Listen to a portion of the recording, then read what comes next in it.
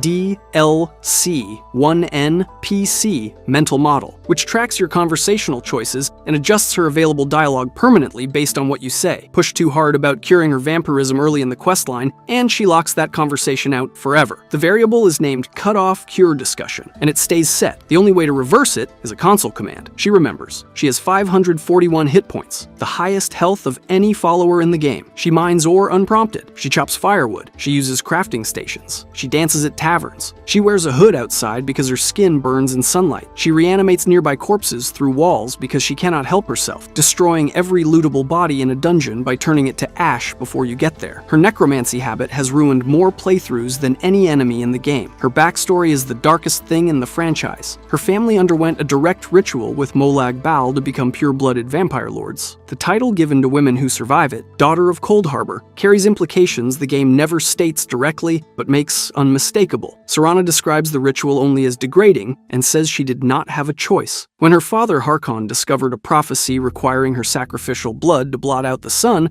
her mother Valerica sealed her inside Dim Hollow Crypt and fled to the Soul Cairn. When Serana wakes up and asks if Cyrodiil is still the seat of an empire, she is not making small talk. She has never heard of the empire. It was founded in 1E143. The Dwemer disappeared in 1E700. She wakes up confused that their ruins need maintenance. The community has spent years debating exactly how old that makes her. The answer is somewhere between 4,000 and 5,000 years, and Bethesda has never confirmed it. She cannot be married even after you cure her vampirism. When you try, she cites a complicated history with temples. The subtext is not subtle. The Serana Dialogue add-on mod, adding over 7,000 voiced lines to expand her relationship content, became one of the most downloaded Skyrim mods ever made. An AI-voiced version using her actual voice actress Laura Bailey's voice was later removed from Nexus after Bailey objected to her performance being replicated without consent. 14 years later, players are still trying to give her a better ending than the one she got. Skyrim's 9 walled cities look like they survived the Dragon Crisis. They didn't. Every single one came out the other side carrying wounds that never fully heal, from political coups to serial killers to Daedric princes quietly feeding on entire populations. Today we're breaking down exactly what happened to every major city after the dust settled, starting with the one that was ground zero for all of it, Whiterun. Whiterun is the most visited city in the game, and on the surface, it looks like the one that made it out okay. Balanced Jarl, central location, legendary warrior guild guarding the gates. But by the time the main story wraps up, Whiterun has been through things it will never fully recover from. Start with Jarl Balgruuf. His entire identity is neutrality. He famously refuses to pick a side in the Civil War, right up until Ulfric forces his hand with an ultimatum. At that point, the city gets dragged into it regardless, and the Battle of Whiterun causes real, lasting damage. Stormcloak catapults bombard the city, homes in the Plains district are destroyed, and the casualties start before the main assault even reaches the gates. If the Stormcloaks win, Balgruuf is deposed entirely. The elderly Vignar Greymane takes the throne, and Balgruuf, his children, and his housecarl Irileth are all shipped off to a basement room in Solitude's Blue Palace. His exit is, "This isn't over, you old fool," and then it just is. He never gets it back. But the Civil War isn't even Whiterun's darkest problem. That belongs to the Companions. Their entire inner council are secretly werewolves, the result of a deal made with the Glenmorill witches generations ago that their founding harbinger didn't fully understand. Every Circle member who has died since then had their soul dragged into Hircine's hunting grounds instead of Sovngarde, the great Nord warrior afterlife, permanently off the table because of a contract signed before they were born. And then there's the thing in Dragon's Reach's basement. Balgruuf's youngest son, Nelkir, is being psychically corrupted by Mephala through the Ebony Blade. Balgruuf actually tried to melt the blade in the Skyforge and the coals cooled around it. Under Mephala's influence, Nelkir starts leaking family secrets, including the fact that he doesn't share a mother with his siblings. The royal family's worst secret, spilled by a child who barely understands what he's saying. Dragon's Reach itself fulfills a purpose. Thousands of years in the making when Odeviing is trapped in its great porch, the same structure built to hold the dragon Numinex back in the First Era. The palace was literally designed for this moment. The skull above the Jarl's throne wasn't decoration. It was a warning about what the room could do. For all its warm lighting and open plains, Whiterun is not okay. It just hides it better than most, but at least it still has most of its walls. Solitude is about to find out what happens when even that isn't guaranteed. Solitude. The first thing Solitude shows you is an execution. A guard named Rogvir walks to the headsman's block for opening the city gates so Ulfric could leave after killing High King Torrig. His last words are that there was no murder, that Ulfric challenged Torrig in fair combat according to Nord tradition, and that he goes to Sovngarde with no regrets. Then the axe falls. He never appears in Sovngarde. Make of that what you will. Solitude is Skyrim's wealthiest city, the seat of imperial power in the province, home to the Bard's College, the East Empire Company, and the only temple that worships all 8 divines under a single roof. There's even an empty alcove where the Shrine of Talos used to stand before the White Gold Concordat forced its removal. The whole city is a picture of imperial stability, but here's where it gets weird. The court wizard who has served Solitude for decades, Sibyl Stentor, is a vampire. She's been one long enough that nobody alive remembers when she was wasn't. The cook Odar notes he's never once seen her eat. Castle Dour's dungeons sit directly below the palace, and there are strong implications she's been quietly feeding on prisoners there for years. Nobody has said anything. Nobody will. Jarl Elisif the Fair is a young widow still grieving Torrig, and her steward Falk Firebeard is doing most of the actual governing while she finds her footing. Cut dialogue reveals she doesn't actually hate Ulfric the way everyone expects her to. She's just lost. The Wolf Queen Potema, one of Tamriel's most dangerous necromancers in history, and Solitude's former ruler, had her spirit nearly resurrected by a necromancer cult in Wolfskull Cave during all of this. The player eventually has to destroy what's left of her in the Solitude catacombs. The city was almost overrun by an undead army while its Jarl was too grief-stricken to notice. Then the Dark Brotherhood kills the Emperor. Not in Solitude, technically, but it starts there, with his cousin Vittoria Vici assassinated at her own wedding in full view of half the city. If the Stormcloaks take Solitude, Ulfric lets Elisif keep her title as long as she cooperates. The Shrine of Talos gets restored. General Tullius gets executed. Legate Ricca refuses to surrender and dies for it. The city survives, but it has a vampire in the court, a Daedric Mad Emperor in its sealed West Wing, and a succession crisis nobody has resolved. And somehow that's not even the most politically complicated city on this list. Windhelm. Windhelm is the oldest continuously inhabited human settlement in all of Tamriel. Isgramor founded it after his son Ingol died crossing from Atmora, built it as a monument to mankind's dominion over Skyrim, and forced captured snow elves to construct it. According to the records, roughly as many elves died building Windhelm as were killed by Ysgramor's crew before they ever arrived. The city's origin is a war crime disguised as a monument. 4,000 years later, Windhelm is still doing that. The first thing you see entering the city is two Nord men cornering a Dunmer woman in the street, calling her a stain on the city, telling her she isn't wanted. The Dark Elves in Windhelm live in the Grey Quarter, a blighted ghetto formerly called the Snow Quarter before someone decided to rename it after their skin color. Argonians aren't even allowed inside the walls by Ulfric's direct order. They live in a dock settlement outside the city, paid a fraction of what Nord workers earn for the same labor. This is the Stormcloak capital, the movement fighting for Nord freedom. Here's the thing about Ulfric that nobody talks about. The Thalmor have a dossier on him, not because he's their agent, but because his rebellion is useful to them. The document explicitly states the Stormcloak uprising keeps the Empire destabilized and prevents it from properly rearming for a second Great War. Ulfric isn't a Thalmor puppet, but he is, functionally, their most valuable asset. He just doesn't know it. And then there's blood on the ice. While all of this is happening politically, a serial killer named Calixto Corium has been murdering women across Windhelm for years. He runs a curiosity shop as cover. His journals detail the specific body parts he's collecting to resurrect his dead sister using ancient necromantic flesh rituals. He even sells tours of the shop. He points to what he claims is Ysgramor's soup spoon and jokes that it looks more like a fork. The man is out here harvesting corpses and running a guided museum experience. If the Imperials win the Civil War, Ulfric and Galmar Stonefist are killed in the Palace of the Kings. Their bodies stay there permanently. Brunwulf Free Winter takes over as Jarl, a man who genuinely wants to help the Dunmer and Argonians. But even he admits the city's hatred runs too deep to fix quickly. The Argonians stay outside. Progress is slow when the prejudice is structural. Windhelm is a city that has been treating the people inside it as lesser for 4,000 years. A new Jarl doesn't change that overnight, but at least Windhelm's problems are out in the open. Markarth buries everything, and what's underneath is worse. Markarth. The first time you walk into Markarth, a man gets stabbed in the marketplace. A forsworn agent named Waylon drives a blade into a woman in broad daylight, while guards stand 20 feet away. As he dies, a guard delivers what has to be the single most ironic line in the entire game. Safest city in the Reach. Markarth is built inside the ruins of a Dwemer stronghold called Nchuan Zel, carved directly into the mountain. The Dwemer vanished around the First Era and the Reachmen moved in. Then, the Nords pushed the Reachmen out. Then, during the Great War, when the Imperial legions withdrew, the Reachmen took it back for 2 years under their king Madanak. And then Ulfric Stormcloak's militia retook it with the Thu'um, threw Reachmen off the walls, and executed every official even after they surrendered. Women were tortured for information. People who hadn't even fought were killed if they were deemed old enough to hold a sword. That was 25 years before the events of the game. The Forsworn have been bleeding Markarth's roads ever since. But here's where it gets complicated. The Silverblood family, Markarth's wealthiest clan, secretly controls the Forsworn through Madanak, who is still alive in Sidnamine, the most feared prison in Skyrim, where prisoners mine silver around the clock and eat only when quotas are met, is run by a private family as a labor operation. The Jarl knows none of this. The guards are on the Silverblood payroll. The forsworn threat that justifies the prison's existence is being deliberately maintained by the same people profiting from it. When you start pulling on this thread, a corrupt guard frames you and throws you inside. Zero bounty, zero trial. And then there's everything else Markarth is hiding. A Molag Bal shrine in an abandoned house where the Daedric Prince of Domination makes you beat a priest to death repeatedly until he breaks. A cannibal cult operating inside the city walls, with members who include a market merchant, a dog seller, and a shopkeeper who may or may not have eaten her husband. The Thalmor agent Ondalemar runs his Talos enforcement operation directly out of the Jarl's keep, while the Jarl's own steward is secretly a Talos worshipper who can be blackmailed into feeding military intelligence to the Civil War questline. If the Stormcloaks win, Thongvor Silverblood becomes Jarl. The family that already owned the prison, the guards, and half the city now has the throne too. It is the single most complete consolidation of corrupt power in any city in the game. Markarth doesn't have a problem. Markarth is the problem, all the way down. Riften at least has the decency to admit what it is. Riften doesn't pretend to be something it isn't. The moment you walk through the gate, a man tries to shake you down for an entry fee that doesn't exist. A guard standing 10 feet away watches it happen and says nothing. That's the whole city in one interaction. Riften was once a legitimate trading hub between Skyrim and Morrowind. Then a tyrant Jarl named Hosgun Crossed Daggers ran it into the ground for 30 years. The city revolted, someone burned his castle down, and the fire took the entire city with it. It was rebuilt from scratch, and somehow what grew back was worse. The real ruler of Riften is Maven Blackbriar. She doesn't hold the title of Jarl, but she doesn't need to. She says it herself, openly. To anyone who asks, nothing gets done without her approval. She has the Jarl's ear, the guards in her pocket, the Thieves Guild on retainer, and a direct line to the Dark Brotherhood for when she needs something more permanent handled. In the locked basement of her manor sits a black sacrament setup, a skeleton, a human heart, Nightshade, and a letter to the Brotherhood complaining about how long a contract is taking. Maven Blackbriar is running a city, a criminal empire, and a murder operation simultaneously, and the Jarl has no idea. Jarl Layla Lawgiver genuinely believes Maven is helping keep the Thieves Guild in check.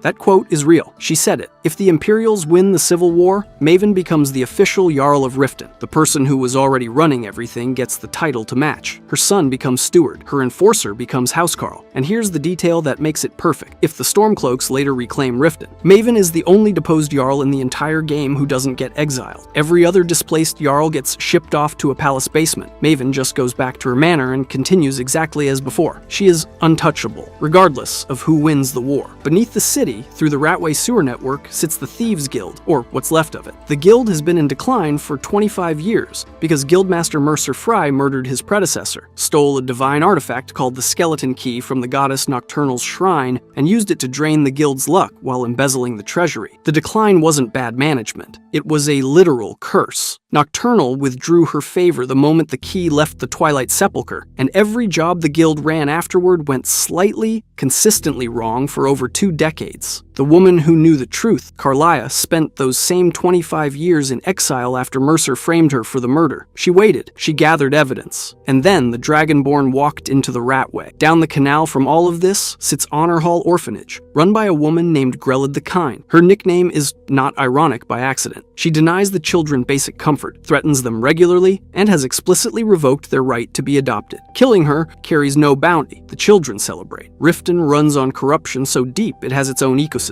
Maven at the top, the Thieves Guild underneath, the guards bought and paid for, and a Jarl in the middle who thinks she's in charge. At least Winterhold lost its corruption to the sea. Most of it. Anyway, Winterhold. Every other city on this list is dealing with the consequences of something people did. Winterhold is dealing with the consequences of something nobody can fully explain. In its prime, Winterhold was one of Skyrim's greatest cities. Rivals with solitude for political influence, home to a thriving port, enriched by Dunmer refugee scholars who brought entire rescued libraries with them when they fled Morrowind. Then in 4E 122, violent storms hit the northern coast for nearly a year, and most of the city just fell into the Sea of Ghosts. Entire districts, the Jarl's family, gone. The population never recovered, but here's what nobody has a clean answer for. The College of Winterhold, sitting on its rocky promontory above the city, was almost completely untouched. The same storms that swallowed the rest of Winterhold left the college standing without serious damage. The Archmage at the time said it was just the protective enchantments on the building. The townspeople said that was exactly what a guilty mage would say. 4 competing theories exist, and none of them are fully satisfying. The college officially blames Red Mountain's eruption. The problem is Red Mountain erupted in 4E5, which is 117 years before the collapse. The timeline doesn't hold. Jarl Courier insists the college caused it directly, though he has zero evidence. A third theory points to Thalmor sabotage, given their documented history of engineering large-scale catastrophes to weaken their enemies. The fourth connects to the Eye of Magnus, which the research outline flags as speculative. The actual answer is that nobody knows, and the game never tells you. What's left of Winterhold by 4E201 is barely a city at all. A longhouse, an inn, a general store, and the college. There is no blacksmith, no alchemist, no jail either. Criminals get sent to a cave called the Chill, guarded by 4 frost atronachs. It snows constantly. The Clear Skies shout doesn't work there. It is the only hold in Skyrim where you cannot buy or build a home through any means in the base game or either DLC. The college itself is rotting from the inside during all of this. A Thalmor agent named Encano is embedded in the faculty. The Archmage ends up dead. And beneath the building, a former student named the Augur of Dunlane exists as a formless ball of energy after a magical experiment destroyed his body. He still answers questions. The college just quietly decided to keep him down there. If the Imperials win the Civil War, Courier is replaced by Kraldar, who actually wants to repair the relationship with the college. It is the most optimistic political outcome for any city in Skyrim. The townspeople's resentment barely shifts. Winterhold lost most of itself to the sea over 100 years ago and is still waiting for an explanation. It is probably still waiting. Dawnstar's problems are fresher, and somehow more exhausting. Dawnstar, every single person in Dawnstar is having nightmares. Not metaphorically. Literally every citizen, every guard, every miner wakes up shaking. The Daedric prince, Vermina, has been using an artifact called the Skull of Corruption inside Nightcaller Temple, on the clifftop above town, to drain people's memories while they sleep. Nobody in the city knows why it's happening. They just know they can't rest. The priest tasked with stopping it is a Dunmer named Erendur, and his connection to the temple is not accidental. He used to be one of Vermina's cultists. He was recruited as a child, spent years in her service, and was personally responsible for releasing the miasma, a sleep gas that put the entire temple into suspended animation when Orcish raiders attacked. He released it, then ran, left every one of his brothers behind, spent years afterward becoming a priest of Mara out of guilt. The quest takes you inside his past. You drink a potion that lets you experience the temple's history through his eyes. And at the end of it, Vermina speaks directly into the Dragonborn's mind, trying to manipulate you into killing Erendur at the moment he becomes most vulnerable. The prince literally invades the player's head to protect her artifact. That's how much the Skull of Corruption matters to her. Once that's resolved, Dawnstar still has the mythic Dawn Museum. An Imperial citizen named Silas Vesuvius runs it out of his house, dedicated to the cult that murdered Emperor Uriel Septim VII and triggered the Oblivion Crisis 200 years ago. Silas is a direct descendant of one of the assassins. His displays include robes dyed with sacrificial blood and pages from the Mysterium Xarxes. His court wizard confronts him about it. He does not care. His family did this. He's proud of it. The quest ends at Mehrunes Dagon's shrine, where the prince demands Silas die to reforge his razor. If you spare him, Silas has a rare moment of self-reflection. He admits the whole adventure scared him straight, a mythic Dawn descendant, humbled by his own Daedric quest. It's almost touching. Jarl Skald the Elder has been running the Pale for over 35 years, and is nearly universally despised. His own court wizard and housecarl, both great war veterans, openly disagree with his Stormcloak politics. The mine owner calls him a brat. If the Imperials win, retired legate Brina Marilis replaces him, which locals treat as an enormous relief. The Dark Brotherhood relocates to the Dawnstar Sanctuary after the Falkreath base is destroyed. Nazir, Babette, and the Night Mother's coffin end up here. The last surviving Assassin's Guild in Tamriel makes its final home in a city where everyone has been awake for days, too afraid to close their eyes. Nobody in Dawnstar is sleeping well. They never really were. Falkreath has a different relationship with death. It just made peace with it a long time ago. Falkreath's graveyard is larger than the town itself. That's not a figure of speech. The cemetery physically occupies more space than the living settlement surrounding it. The loading screen explains it plainly. So many battles were fought here over the centuries that graves were dug, monuments were raised, and eventually a town grew up around all of it. The dead were there first. The living just moved in. Every business reflects reflects this. The inn is called Dead Man's Drink. The alchemy shop is Grave Concoctions. The general store is Grey Pine Goods. The farm is Corpselight Farm. Falkreath didn't stumble into its identity. It leaned in completely. When you arrive, a funeral is already underway for a child named Lavinia, killed by a werewolf named Sinding who stole the ring of Hirsine, hoping it would help him control his transformations. Hirsine cursed the ring specifically because he stole it, and during a random shift, Sinding killed the girl. The quest that follows takes you to Bloated Man's Grotto, where you either kill Sinding for Hirsine or spare him, becoming prey in a divine hunt yourself. A Daedric prince using a grieving town's tragedy as a setup for sport. But here's where it gets weird. The second Daedric quest also originates in Falkreath through a blacksmith named Laud who asks you to find a stray dog on the road. The dog is Barbas, the supernatural hound companion of Clavicus Vile. 2 Daedric quests, one tiny town built on a graveyard. That is a concentration of Daedric activity that rivals cities 3 times its size. Jarl Siggeir is young, lazy, and almost certainly corrupt. His very first request is to eliminate a bandit leader, which is suspicious, given he also wants a specific bottle of Blackbriar Reserve as payment, suggesting connections that go in directions a Jarl's shouldn't. His uncle Dengir was the previous Jarl before the Imperials had him removed, and Dengir has never stopped being furious about it. He's convinced there are spies everywhere. He's also correct that his own ancestor Vigar is a vampire living in a nearby cave, which is not nothing. The Altmer priest of Arkay, Runil, carries a secret that reframes his entire presence in the most death-saturated town in Skyrim. He was a Thalmor battle mage in the Great War. He killed people with magic. His journal records dreams about the return of dragons. He is hiding from the Thalmor in a graveyard, serving the god of death, asking the divines to forgive him for the bodies he put in the ground. There is no more fitting penance in all of Skyrim. Just west of town sits the Dark Brotherhood Sanctuary, the last refuge of the last Assassin's Guild in Tamriel, hidden behind a skull-shaped door with a bloody handprint and a heartbeat you can hear from outside. The Penitus Oculatus destroys it during the questline. Festus Crex is found pinned to a tree. Falkreath is where things come to end. Guilds, soldiers, guilty men trying to outrun what they've done. Morthal is different. The things in Morthal don't end. They just wait. Morthal is the capital of Hjalmarch, one of Skyrim's poorest holds, and it looks exactly like that. Fog so thick you can't see across the marshes. Twisted dead trees, mud paths between a handful of buildings. The city doesn't have walls so much as it has a general understanding that nobody wants to come here. Jarl Idgrid Ravencrone governs through visions. She believes they come from the divines. The official game guide confirms she and her daughter are unconsciously channeling magicka to produce them, which means they are not divine in origin, and she has no idea. Her son Jorik has the same ability, and it's tearing him apart. Her housecarl Gorm, the man sworn to protect her, is secretly writing letters to Captain Aldous in Solitude exploring the possibility of having her removed from power. Her own household is working against her, and yet she is, genuinely, one of the most perceptive Jarls in Skyrim. When you report strange activity in town, she doesn't panic or dismiss it. She just says the spirit world is strong in this place, and moves on. She's right, by the way. There is a burned house on the edge of town. Everyone knows about it. A man named Hrogar lost his wife and daughter in the fire, and within days he moved in with a woman named Alva. The townspeople think he said it himself. They are wrong about who did it, but not about what happened. Here's the truth. Alva is a vampire, sent to Morthal by a master vampire named Movarth Pekin with a specific objective: seduce the guards one by one, turn them into thralls, then convert the entire town into a blood farm. She turned a woman named Leolette into a vampire, and ordered her to burn Hrogar's house with his family inside to remove an obstacle. His wife and daughter died to protect a feeding operation. The daughter, Helgi, is still there. She died in the fire and exists as a ghost, and she wants to play hide and seek. She leads you to her grave on the hillside. At night, Leolette attacks there. A vampire who couldn't bring herself to fully leave the child she was ordered to kill. There are implications she wanted to turn Helgi instead. Keep her. A dead woman who burned a little girl now haunts her grave, unable to let go. Movarth himself has a history that makes the whole thing darker. He was one of the most successful vampire hunters in Tamriel, a Fighters Guild specialist who studied them so obsessively and thoroughly that he eventually became one. The hunter became the thing he hunted. He then spent decades building toward a plan to enslave an entire town, and when the townspeople finally work up the nerve to march on his lair, they lose their courage at the entrance and refuse to go inside, except for one man, Thonir, whose wife Leolette roulette was turned. He goes in. Morthal also has Phalion, the only person in all of Skyrim who can cure vampirism. He sneaks out to a summoning circle in the marshes between 1 and 5 in the morning every night, and the townspeople whisper about what he's doing out there. His young ward has bad dreams about him going away and making monsters. This is a city where a vampire nearly enslaved the whole population, where a ghost child plays games in the fog, where the Jarl rules by visions she doesn't understand, and where the one man who can cure the undead goes out alone into the dark every single night. Morthal survived everything. It just didn't come out clean, and neither did any of these cities. Every single one of them, from Whiterun to Morthal, came through the Dragon Crisis carrying something they didn't have before. A deposed Jarl in a basement, a vampire in the court, a serial killer's legacy, a graveyard that keeps getting bigger. Skyrim saved itself from Alduin. It just never quite saved itself from everything else. Skyrim has over 60 marriage candidates, and most of them are completely forgotten the second you put a ring on their finger. From warriors who lose all personality the moment they move in, to shopkeepers who act like they've never met you, to followers whose entire existence becomes standing next to a cooking pot. Today, I'm breaking down what actually happened to every wife in Skyrim, starting with the one everyone married first, Lydia. Lydia is the most married character in Skyrim. She's also the one with the least to say about it. And that's not an exaggeration. Based on Steam achievement data, a staggering number of players married Lydia before they even understood what marriage in Skyrim actually meant. And honestly, it makes perfect sense. She shows up right after Bleak Falls Barrow, the very first real quest in the game. You barely know how the shout system works, and suddenly there's a woman sworn to carry your burdens standing in your living room. Throw on an amulet of Mara, and congratulations, you're hitched. But here's the thing, once you marry Lydia, nothing changes. Zero unique dialogue, zero narrative arc, zero acknowledgement that she went from being your assigned bodyguard to your wife. She wears whatever armor you hand her, follows you into caves, and occasionally blocks doorways. That's the entire marriage, and it gets quietly uncomfortable when you think about it. Lydia is your housecarl. She's bound to serve you by the Jarl's decree. She didn't choose to follow you. She was assigned. So when you marry her, the question becomes whether she ever actually had a say in any of this. Some fans point to her dialogue during A Blade in the Dark as proof that there's real emotional depth hiding under the surface. A flicker of something personal, but the game never develops it. It's a tease with no payoff, which might be the most Lydia thing possible. She's beloved by millions for doing absolutely nothing, but at least Lydia got to be famous for her emptiness, unlike the next wife, who got completely overshadowed, despite having way more going on. Jada Stonearm. If Lydia is the wife everyone chose but nobody remembers, and Jada Stonearm is the wife nobody chose at all. And honestly, it's hard to blame them. Njada is a Nord warrior in the Companions who specializes in block, enough to serve as an expert trainer up to level 75. She's got secondary skills in one-handed and speech. On paper, that sounds decent. But Lydia hits one-handed and block of 100 at her level cap. Njada isn't a copy-paste warrior. She's a downgrade with a worse attitude. But here's the thing. At least Lydia has the benefit of being your first housecarl. You meet her early. She follows you into danger. She carries your burdens. There's a shared history there, even if it's shallow. Njada has less than that. Sure, you have to finish the entire Companion's questline before she'll even consider marrying you, but that's not her quest. That's the Companion's quest. You do all that work, walk up to her in Jorrvaskr, throw on an amulet of Mara, and she just says yes. That's it. That's the entire love story. All that effort for zero personal payoff. She has no unique dialogue worth mentioning. No backstory that unfolds over time. No moment where you think, oh, there's actually something interesting going on with this character. She exists in the Companion's Hall, she swings a sword, and she's technically available for marriage. That's her entire resume. Post-marriage, it gets even worse. No new lines, no acknowledgement that anything has changed. She delivers the same generic spouse dialogue that every single wife in the game shares. You could replace her with a mannequin wearing a companion's outfit and the experience would be functionally identical. Players have debated for years whether Njada was a placeholder character that accidentally shipped with the final game, or a planned NPC whose questline got cut and never restored. Either way, the result is the same. She is the least chosen wife in Skyrim, and the mystery isn't why nobody picks her. The mystery is why she's an option at all. But if you think being forgettable is the worst thing that can happen to a Skyrim wife, wait until you meet one whose entire romance is built on a lie. Isolde. Isolde had a future, a real one. Not a stand behind a market stall and repeat the same line forever future, but an actual career trajectory built into the game's world. She was embedded embedded in the Khajiit caravan network, learning the trade routes, building relationships with the traveling merchants that most of Skyrim treats like second-class citizens. She actively asks you to bring her a mammoth tusk so she can trade with the caravans and build her business. She was going somewhere, and you can see it in how she lives. Isolde doesn't own a shop. She doesn't have a stall. She's out in the Whiterun marketplace every single day, hustling, networking, learning the craft from the ground level. Her whole identity is built around ambition, around becoming a real merchant, around carving out a place for herself in a city that already has established traders. If Belethor dies, she's actually positioned to take over his entire general goods store. That's how deep her trajectory goes. But then you hand her an amulet of Mara, and all of that just disappears. The moment you marry Isolde, she becomes a homeowner. She stops trading. She stops hustling. She stops being the person the game spent all that time establishing her as. There's no dialogue where she talks about missing the marketplace. No moment where she mentions the caravans. No conversation about whether this is what she actually wanted. She just becomes another spouse standing in your living room asking if you'd like a home-cooked meal. Here's the thing. The game even hints at deeper layers to her story. A Sanguine Rose quest ties her to a Hagraven wedding, suggesting she's involved in dealings far shadier than simple commerce. That's not a random detail. That's a character with hidden depths, a woman whose ambitions and secrets extend way beyond what she shows on the surface, and the game just lets all of that evaporate without a single line of acknowledgement. Nobody asks Isolde if she wanted to stop being Isolde, but at least Isolde had a choice in the matter. The next wife on this list didn't even get that luxury. Ayla the Huntress. Ayla the Huntress is, on paper, the perfect wife. She's a member of the Circle, the elite inner group of the Companions. She has 100 archery skill, the highest in the entire faction, and she doesn't just hand you a ring after fetching some mammoth tusks. You have to push deep into the Companion's questline, at least through Blood's Honor, before she's even available. That means this is one of the only marriages in Skyrim that actually feels earned. And honestly, she's incredible. She fights beside you, she trains you, she hunts with you. She's not sitting in Breezehome staring at a wall. She's out there putting arrows through bandit skulls at 200 yards. But here's where it gets tragic, and nobody talks about this. Ayla is a werewolf, not temporarily, not reluctantly, permanently. The base game confirms it outright during the Glory of the Dead quest. When you get the option to cure your lycanthropy, Ayla flat out refuses. She has zero interest in being cured. She loves being a werewolf. She embraces it completely. The Dawnguard DLC doubles down on this by letting her re-grant you lycanthropy if you cure yourself. That's how committed she is. And in Elder Scrolls lore, lycanthropy doesn't just give you claws and a bad temper, it binds your soul to Hircine's hunting grounds, forever. When a werewolf dies, they don't go to Sovngarde. They go to Hircine's realm to hunt for eternity. So let that sink in. You marry Ayla, you build a home together, you adopt kids, you grow old together, you both die, and then you're separated forever. Your soul goes to Sovngarde, or wherever the Dragonborn ends up. Hers goes to Hircine. You spend eternity apart, in completely different planes of oblivion. The game never acknowledges this. Not once. No dialogue, no quest, no journal entry. You just get married and the game says,